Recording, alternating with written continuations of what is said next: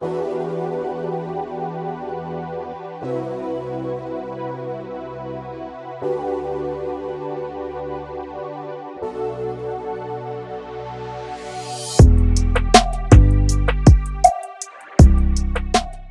canudo plástico descartável, embora seja um objeto tão leve, tão pequeno, ele se tornou um problema gigantesco no país.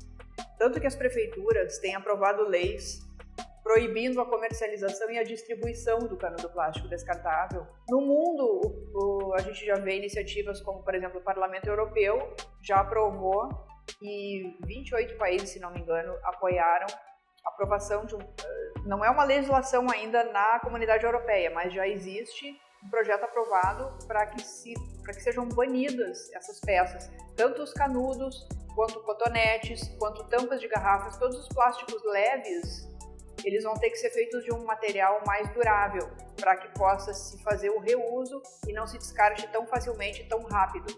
O uso na mão de uma pessoa, enfim, quando ela está com a sua bebida ali no copo, ela usa esse canudo por 4 minutos e depois ele é descartado. E a quantidade é muito grande. Muitas pessoas pensam, um canudo, o que é um objeto tão pequeno frente a outros plásticos muito maiores que são descartados? O problema é a quantidade que é descartada. Porque, por exemplo, a Ocean Conservancy, uma ONG norte-americana, contabilizou isso. O canudo, ele é o 7º material, dentre outros plásticos, mais descartado no mundo. E é uma quantidade realmente muito grande. Nos Estados Unidos são 500 milhões de canudos descartados. E por aí vai, a quantidade é imensa, as pessoas não dão importância no primeiro momento, mas o plástico leve, ele tem uma capacidade de destruir gigantesca. Porque entre os problemas inúmeros, o ataque, digamos assim, ou o prejuízo aos animais marinhos. Viralizou há 3 anos, 2015, um vídeo na internet sobre a tartaruga que tinha canudos plásticos nas narinas e graças à ajuda de pesquisadores ela foi salva. Mas o problema vai muito além disso. A dificuldade é tão grande que principalmente as cidades litorâneas têm aprovado legislação para evitar o descarte do canudo. O Rio de Janeiro começou, já é aplicada a lei. Aqui no Rio Grande do Sul, Imbé é a primeira cidade onde vigora a lei. E várias outras cidades têm seguido o exemplo. Já aprovaram, as câmaras municipais já apreciaram os projetos e eles devem entrar em vigor por volta de março, abril, em várias cidades do Rio Grande do Sul. Há uma série de dificuldades, há desafios ainda a serem enfrentados nessa ação de banir o canudo plástico descartável. Por exemplo, em Imbé, há toda uma mobilização, os quiosqueiros, os comerciantes estão bem animados com o uso do canudo. Ele é plástico, mas ele é biodegradável. O que significa substituir o canudo biodegradável pelo tradicional? Que foi o que a lei exigiu, que teria que ser um canudo que não ficasse 400 anos na natureza e que fosse então atacar as espécies no mar, enfim. O problema do canudo biodegradável, que é a primeira solução que se encontrou, é que o biodegradável ele é também de plástico e ele leva 2 anos para degradar. A gente comparando num primeiro momento, acha ótimo. Se o canudo plástico descartável ele leva 400 anos para se decompor e fica na natureza, o biodegradável vai levar 2. Porém, de qualquer maneira, nesses 2 anos, ele também pode ser engolido pelos animais no mar se não houver um processo de descarte, uma possibilidade de recolher esse material, que realmente, se não for feito algo assim, não vai resolver.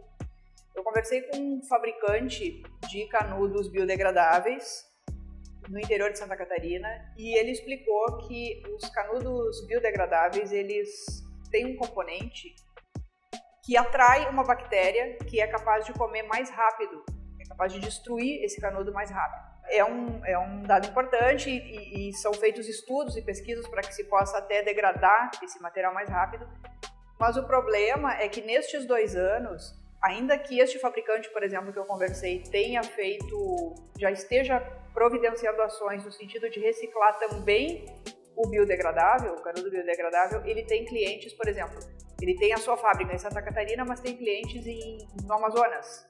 Então, ele pretende colocar caixas coletoras nos bares e restaurantes para os quais ele vende esse canudo biodegradável, mas ainda assim ele vai ter que criar toda uma logística para conseguir recolher esse material.